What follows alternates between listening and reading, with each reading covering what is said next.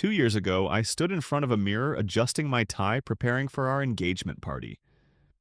My heart was full. When Lauren said yes, I thought I had found my forever. I loved calling her my future wife. It felt like a badge of honor, but I did not know that those three simple words would become the reason everything fell apart. Sometimes the things we say with the most love reveal what the other person truly feels. Before we begin, let me know where you are watching from today. Drop a like, hit subscribe, and if you have ever felt like you were not good enough for someone you loved, this story might hit close to home. My name is Charles. I am 32 years old and I work as a software engineer at a mid-sized tech company in Austin, Texas. I am not flashy. I am not the guy who shows up in a sports car or drops names at parties. I grew up in a working-class family. My father spent 35 years as an electrician, waking up before dawn, coming home with calloused hands and a tired smile. My mother was a nurse for 28 years before she retired. They taught me that hard work was not something to be ashamed of. It was something to be proud of. My older brother Derek is a carpenter. He builds custom furniture, mostly dining tables and bookshelves. He married his high school sweetheart Sandra, and they have 2 kids now, a boy and a girl. Derek never went to college, but he is one of the smartest people I know. He taught me how to change a tire, how to throw a punch, and how to know when someone is not being straight with you. That last lesson would prove to be the most valuable. I was the first person in my family to graduate from college. I worked part-time jobs all through school, took out loans, and finished in 4 years with a degree in computer science. I landed a decent job, worked my way up, and now I make around $110,000 a year. I have my own apartment, a car that is almost paid off, and a savings account that I actually contribute to every month. I am not rich, but I am stable. I am proud of what I have built.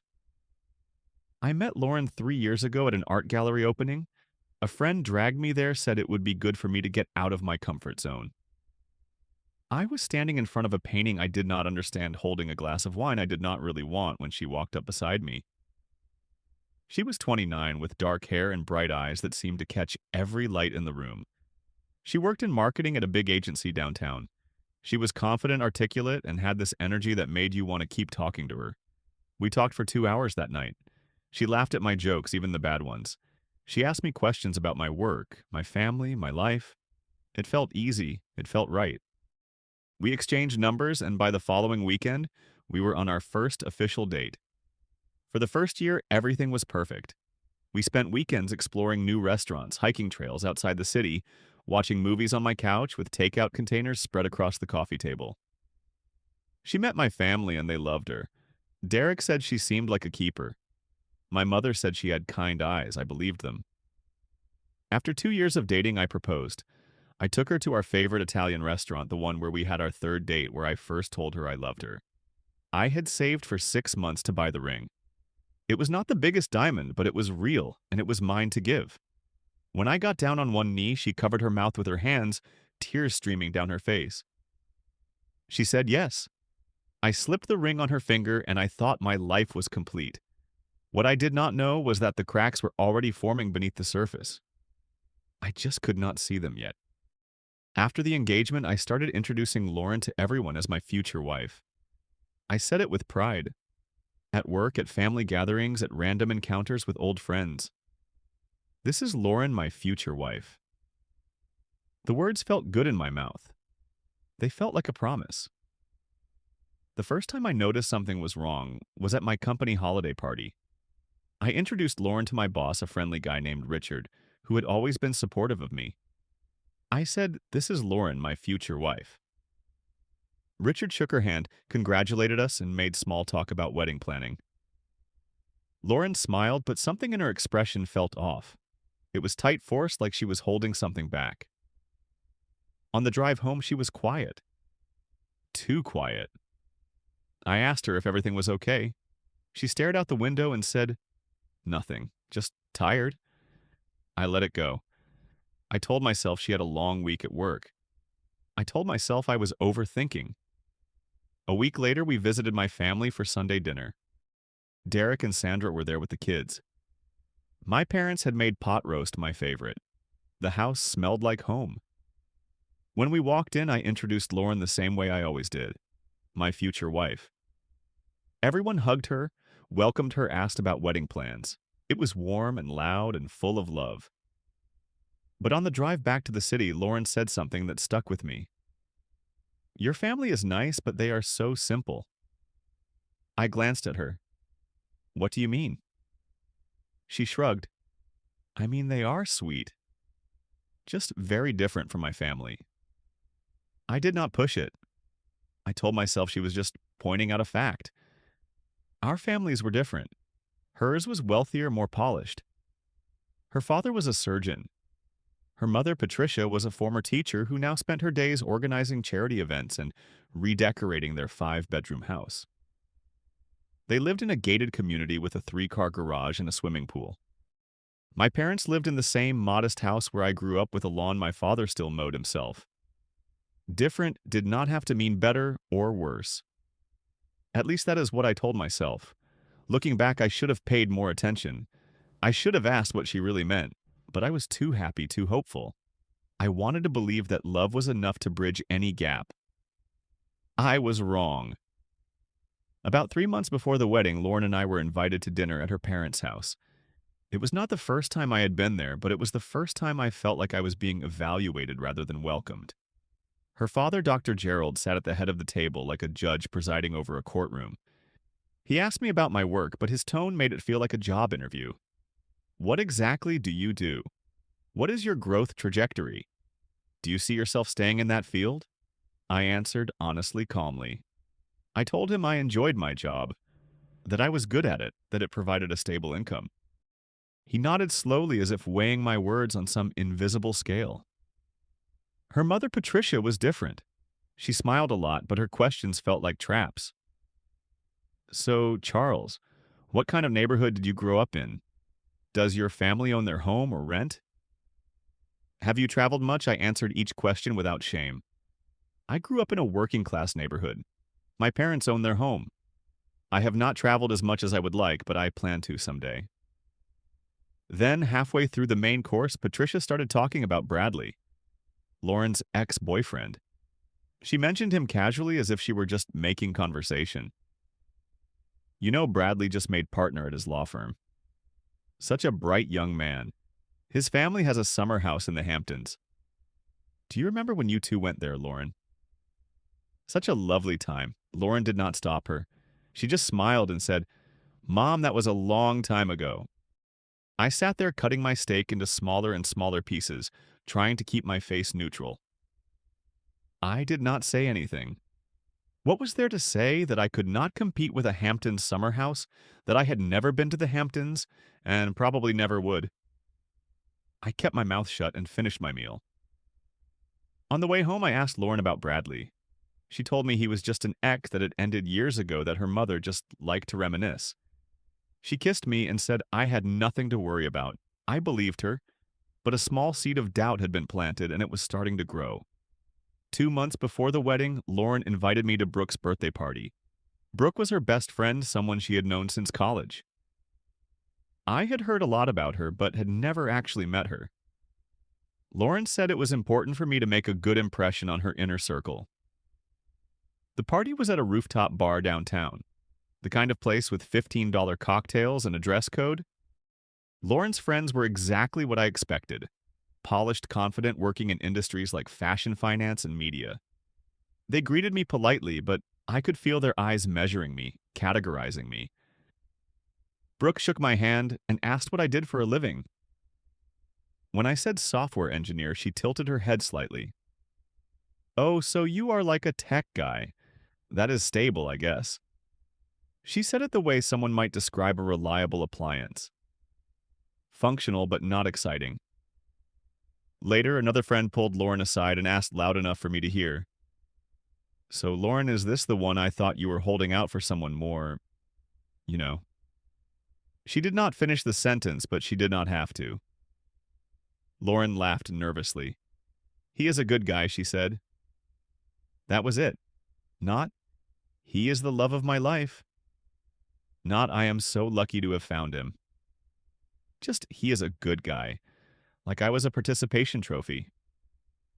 I excused myself to use the restroom. On my way back, I stopped in the hallway when I heard voices. Brooke and another woman were standing near the door, not realizing I was there. I cannot believe Lauren is actually marrying him, Brooke said.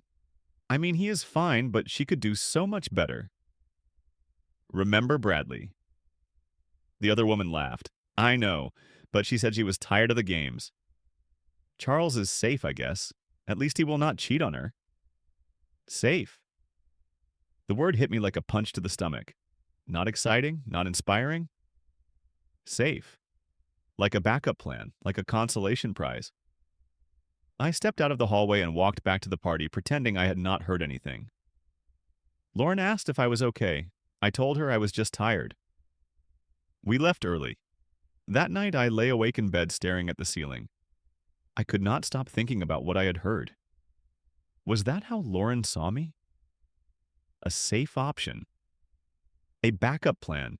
Did she love me, or did she just love the idea of being married? The next day I called Derek. I told him everything. The dinner with her parents, the party, the conversation I overheard. He listened without interrupting. When I finished, he asked me a question that cut right to the heart of it. Do you think she loves you, or does she love the idea of being married? I could not answer. Derek told me about Sandra. When they first started dating, she would introduce him to everyone with pride. This is Derek. He builds the most beautiful furniture you have ever seen. She never cared that he did not have a degree or a fancy job title. She loved him for who he was not, for what he could give her. The right person will never make you feel like you are not enough, Derek said. Remember that. I thanked him and hung up. I decided I needed to talk to Lauren directly. Maybe I was overreacting. Maybe I was letting insecurity cloud my judgment. I owed it to our relationship to give her a chance to explain.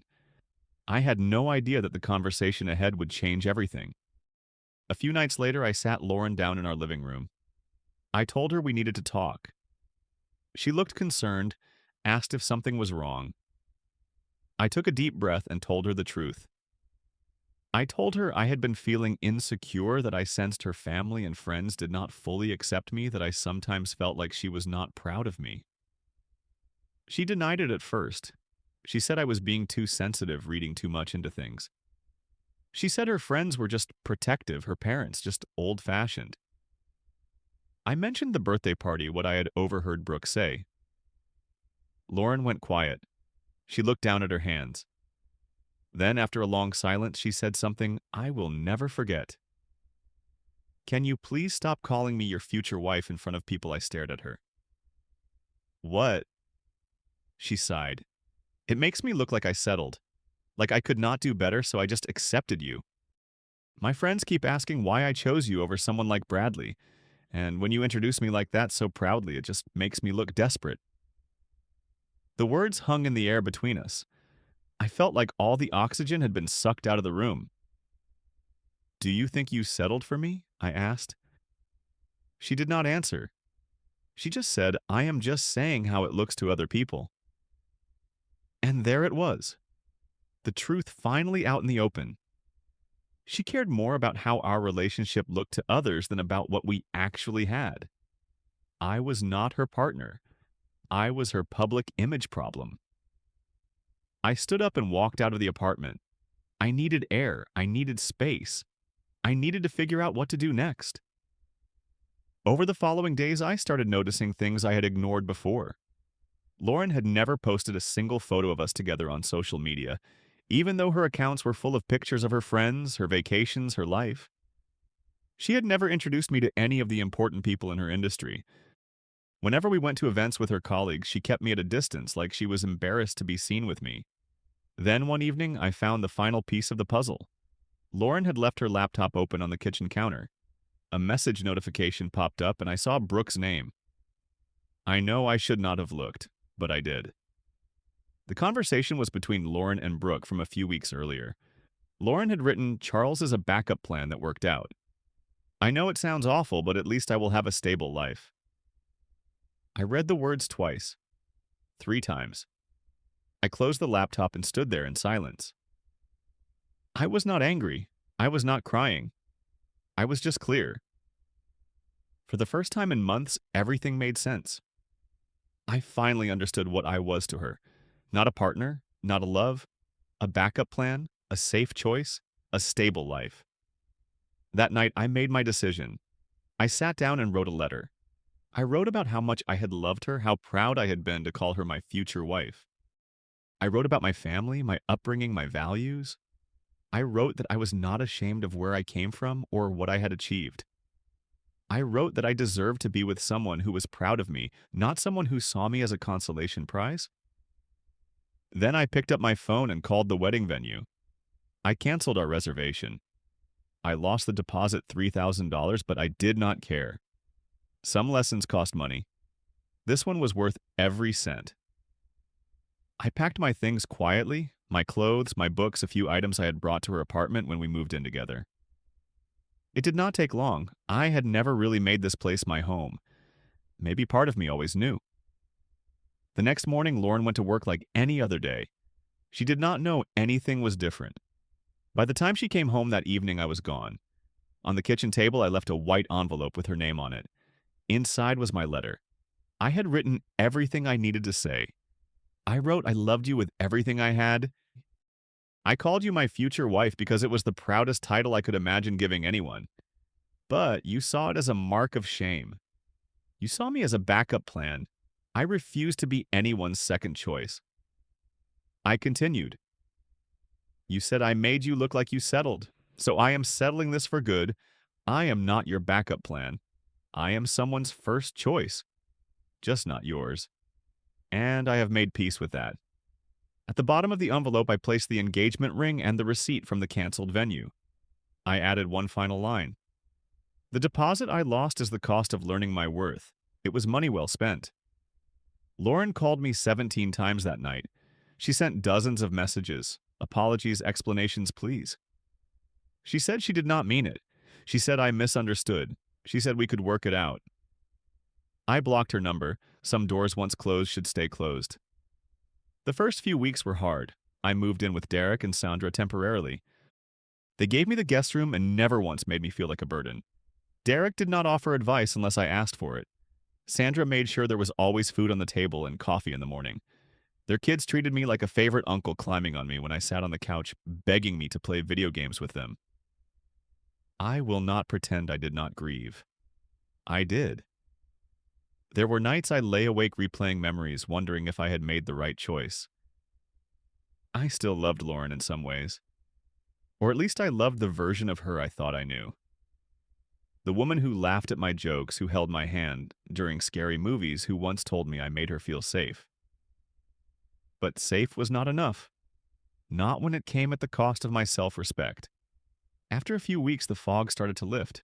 I threw myself into work volunteering for new projects, staying late to learn new skills. I joined a gym for the first time in years.